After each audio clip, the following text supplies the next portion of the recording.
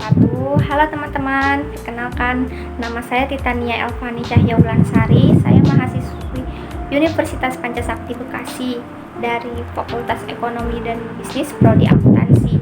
Nah, di sini saya akan mempresentasikan hasil tugas ujian tengah semester dari mata kuliah pengantar akuntansi dengan dosen pengampu Ibu Desi Adegawati. Nah, langsung saja ya, kita ke pembahasan. Oke teman-teman, di sini saya akan membawakan presentasi dengan tema persamaan siklus akuntansi. Nah, apa itu siklus akuntansi? Jadi, di dalam akuntansi sendiri itu terdapat siklus yang pencatatannya dimulai dari bukti transaksi sampai dengan membuat laporan keuangan. Siklus akuntansi sendiri secara khusus diartikan sebagai proses berulang untuk melakukan identifikasi, analisis, dan merekam setiap kegiatan akuntansi dalam sebuah perusahaan. Siklus dalam kegiatan akuntansi ini terjadi dalam kurun waktu 1 tahun. Dalam kurun waktu tersebut, semua prinsip, kaidah, metode, hingga teknik-teknik dalam akuntansi digunakan untuk mencatat segala kegiatan akuntansi perusahaan. Pada umumnya, siklus ini dimulai pada awal tahun dengan pembukaan pembukuan dan ditutup dengan jurnal penutup. Jadi, proses akuntansi ini dilakukan berkesinambungan dan berulang selama perusahaan masih aktif. Hal ini kemudian menjadi proses-proses tersebut sebuah siklus. Adanya siklus ini dapat membantu pemilik perusahaan dalam melakukan analisis terkait kondisi keuangan perusahaan yang dimilikinya. Selanjutnya, ada tahapan siklus akuntansi. Proses akuntansi yang dimulai dengan menganalisis dan menjurnal transaksi-transaksi dan diakhiri dengan penyiapan neraca saldo atau penutupan disebut dengan siklus akuntansi atau yang disebut accounting cycle. Sebagai sebuah siklus, proses akuntansi juga memiliki berbagai tahapan yang harus dilalui secara berurutan. Tujuan dalam siklus ini adalah untuk memberikan suatu informasi akuntansi yang tepat sehingga dapat membantu dalam proses pengambilan keputusan untuk mencapai tujuan tersebut. Nah, untuk tahapan siklus akuntansi sendiri ini ada 10 tahapan. Berikut saya jabarkan satu persatu. Nah, untuk tahapan yang pertama ada menganalisis transaksi-transaksi ke dalam jurnal. Transaksi dianalisis dan dijurnal dengan menggunakan langkah-langkah sebagai berikut. Yang pertama, baca dengan hati-hati penjelasan transaksi untuk menentukan apakah transaksi tersebut mempengaruhi akun aset, liabilitas, ekuitas pemilik, pendapatan, beban, atau prive. Nah, yang kedua, menentukan apakah saldo akun tersebut naik atau turun. Yang ketiga, tentukan apakah setiap kenaikan dan penurunan tersebut harus dicatat sebagai debit atau kredit. Yang keempat, catat transaksi tersebut dengan ayat jurnal. Nah, selanjutnya ada tahapan kedua atau langkah kedua, yaitu membuat jurnal. Langkah kedua adalah mencatat transaksi ke dalam jurnal sesuai dengan kategorinya. Kita mengenal adanya jurnal umum dan jurnal khusus. Jurnal umum dikenal dengan istilah jurnal saja, yaitu biasanya pencatatan transaksi ini dimasukkan ke dalam satu rekening yang di debit dan satu di kredit. Sedangkan jurnal khusus dibuat untuk meningkatkan efisiensi pencatatan terhadap transaksi yang berulang. Nah, selanjutnya ada tahapan ketiga, yaitu memposting ke buku besar. Secara periodik, transaksi-transaksi yang dicatat ke dalam jurnal dipindahkan ke akun-akun dalam buku besar. Debit dan kredit dipindahkan atau diposting ke dalam akun sesuai tanggal terjadinya di dalam jurnal. Nah, ada poin-poin penting yang harus diperhatikan dalam memposting ke buku besar ini. Yang pertama, tanggal dicatat di kolom tanggal. Yang kedua, jumlah dicatat di kolom debit atau kredit. Nah, yang ketiga, halaman jurnal dicatat di kolom referensi posting. Nah, yang keempat, nomor akun dicatat di kolom referensi posting di dalam jurnal. Nah, selanjutnya ada langkah keempat, yaitu menyusun neraca saldo. Nah, kita ini harus ya menyusun neraca saldo. Jadi untuk membuatnya itu kita hanya perlu memindahkan saldo setiap akun di buku besar ke dalam neraca saldo. Pastikan nominal saldo debit dan kredit dalam neraca seimbang, karena jika tidak seimbang maka Anda harus mencari di mana kesalahan terjadi sehingga saldo tidak seimbang. Selanjutnya ada langkah kelima, yaitu membuat jurnal penyesuaian. Nah, untuk di akhir periode terkadang kita menemukan transaksi yang belum dicatat ataupun kesalahan dalam mencatat. Nah, disinilah fungsi jurnal penyesuaian eksis. Setelah dicatat dalam jurnal penyesuaian, selanjutnya transaksi akan dipindahkan ke buku besar. Nah, untuk langkah yang keenam, menyiapkan kertas kerja akhir periode.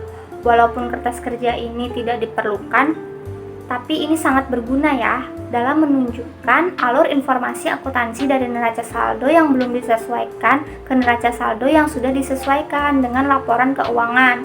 Selain itu, kertas kerja akhir periode ini berguna dalam menganalisis pengaruh dari penyesuaian yang diajukan terhadap laporan keuangan. Nah, untuk langkah yang ketujuh, ada membuat neraca saldo setelah penyesuaian. Nah, jadi setelah penyesuaian dipindah ke buku besar, maka Anda bisa membuat neraca saldo setelah penyesuaian. Saldo antara aktiva dan pasiva dalam neraca saldo harus seimbang ya. Nah, selanjutnya ada langkah ke-8, yaitu membuat laporan keuangan. Jadi, laporan keuangan ini merupakan laporan yang sangat penting untuk direksi perusahaan ya. Karena dengan laporan keuangan mereka bisa mengetahui kondisi keuangan perusahaan mereka. Laporan keuangan juga membantu direksi membuat kebijakan dan strategi yang harus dilakukan oleh perusahaan. Sebelum membuat laporan keuangan, beberapa orang lebih memilih membuat neraca lajur. Hal ini dilakukan untuk mempermudah proses pembuatan laporan keuangan. Nah, ada juga poin-poin penting untuk membuat laporan keuangan yang wajib ada dalam suatu usaha. Yang pertama, itu ada laporan laba atau rugi. Nah, jadi maksudnya itu yang menggambarkan kinerja perusahaan pada periode tertentu. Nah, yang kedua ada laporan perubahan modal. Ini gunanya untuk melihat perubahan modal yang terjadi. Nah, yang ketiga ada neraca, itu untuk menaksir kesehatan keuangan, meramalkan keadaan arus kas di masa depan, dan berfungsi untuk menganalisis likuiditas serta fleksibilitas keuangan perusahaan. Nah, yang kelima ada laporan arus kas, yaitu menyediakan informasi yang relevan mengenai kas keluar dan kas masuk pada periode berjalan. Langkah ke-9 yaitu membuat jurnal penutup dan memindahkan ke buku besar. Jadi, jika kita ingin membuat jurnal penutup, jurnal ini hanya dibuat pada akhir periode akuntansi saja. Rekening yang ditutup adalah rekening nominal dan laba rugi. Jenis-jenis rekening ini memang harus dienolkan ya, agar di periode mendatang digunakan kembali untuk aktiva baru. Nah, ada 4 ayat jurnal penutup tersebut, yaitu yang pertama, semua pendapat didebit sebesar saldonya dan mengkreditkan ikhtisar laba rugi. Yang kedua, semua beban dikredit sebesar saldonya dan mendebit ikhtisar laba rugi. Yang ketiga, ikhtisar laba rugi didebit sebesar saldonya dan mengkredit modal pemilik. Nah, yang keempat, priva pemilik dikredit dan mendebit modal di pemilik. Nah, selanjutnya yaitu ada langkah ke-10 atau langkah terakhir dari tahapan siklus akuntansi, yaitu menyiapkan neraca saldo setelah penutupan. Jadi, neraca saldo pasca penutupan adalah daftar semua akun neraca yang berisi saldo bukan nol pada akhir periode pelaporan. Jadi, neraca saldo pasca penutupan ini digunakan untuk memverifikasi bahwa total semua saldo debit sama dengan total semua saldo kredit yang seharusnya bersih menjadi 0. Saldo percobaan pasca penutupan tidak berisi pendapatan, pengeluaran, keuntungan, kerugian, atau saldo akun ringkasan karena akun sementara ini telah ditutup dan saldo mereka dipindahkan ke akun laba ditahan sebagai bagian dari proses penutupan. Setelah akuntan memastikan bahwa total dari semua debit dan kredit dalam laporan memiliki jumlah yang sama, langkah selanjutnya adalah berjaga-jaga untuk mencegah transaksi tambahan dicatat dalam periode akuntansi lama dan mulai mencatat transaksi akuntansi untuk periode berikutnya. Ini merupakan langkah terakhir dalam proses penutupan akhir periode akuntansi. Jika ada pendapatan, pengeluaran, keuntungan, kerugian, atau saldo akun ringkasan muncul di neraca saldo setelah proses penutupan, itu karena mereka terkait dengan periode akuntansi berikutnya. Saya akan memberikan contoh soal membuat jurnal umum. Ada soal yang pertama seperti yang di atas ini ya. Nah, untuk soalnya ini saya buat sendiri, jadi saya bacakan ya. Yang pertama, nomor 1, tanggal 10 Oktober 2021, Ibu Tania menginvestasikan uangnya sebesar 100 juta rupiah pada perusahaan PT Aukrotik. Nah, yang kedua, atau nomor 2, tanggal 15 Oktober 2021 dibayar uang sejumlah 10 juta rupiah untuk sewa kantor selama 1 tahun. Yang 3, atau nomor 3, tanggal 18 Oktober 2021 membeli peralatan dan perlengkapan kantor masing-masing sebesar 10 juta rupiah dan 3 juta rupiah, atau membeli peralatan 10 juta rupiah dan membeli perlengkapan kantor sebesar 3 juta rupiah. Nah, yang keempat, tanggal 25 Oktober 2021 menerima pendapatan dari penjualan tunai sebesar 8 juta rupiah. Nah, yang kelima, tanggal 30 Oktober 2021 membayar gaji pegawai untuk bulan Oktober sebesar 15 juta rupiah. Untuk analisis atau identifikasi dari transaksi di atas, yaitu yang pertama atau nomor 1, setoran modal membuat harta perusahaan bertambah dalam bentuk kas, yaitu 100 juta rupiah dalam masuk ke debit. Modal Ibu Tania bertambah 100 juta rupiah pada sisi kredit.